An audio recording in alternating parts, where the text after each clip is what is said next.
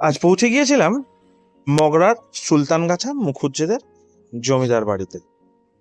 মগরাগুড়া road ধরে মগরা থেকে 5 kilometre এগোলেই ডান দিকে চোখে পড়বে প্রকাণ্ড এক বাড়ি ও কিছু মন্দিরের ধ্বংসাবশেষ। বাংলার ইতিহাসে বারবার উঠে এসেছে বিভিন্ন জমিদার বাড়ির কথা।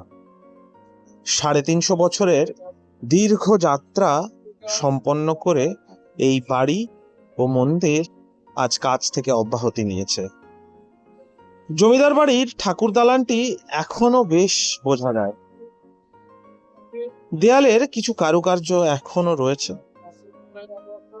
গোটা বাড়ি জুড়ে অজস্র ফাঁকা কুলঙ্গি রয়েছে। পুরনো মেঘের কারুকার্য এখনো দেখা যায়। সূর্য আজও অস্ত যায়, কিন্তু মানুষ আজ আর কেউ নেই প্রদীপ জ্বালানোর জন্য।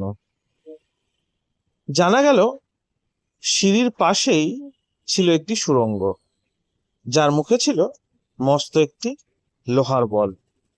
কেউ সুড়ঙ্গে পড়লেই বলটি ঘুরে গিয়ে তাকে চিরতরে অন্ধকূপে পৌঁছে দিত। বহু মানুষের দেহ আজও মনে হয় চাপা পড়ে আছে ওই সুড়ঙ্গের মধ্যে। বাড়ির সামনের মন্দিরগুলি এখন ফাঁকা পড়ে থাকে। সেখানে আজ আর ঘন্টা বাজে না, নাই বা কোনো প্রদীপ জ্বলে।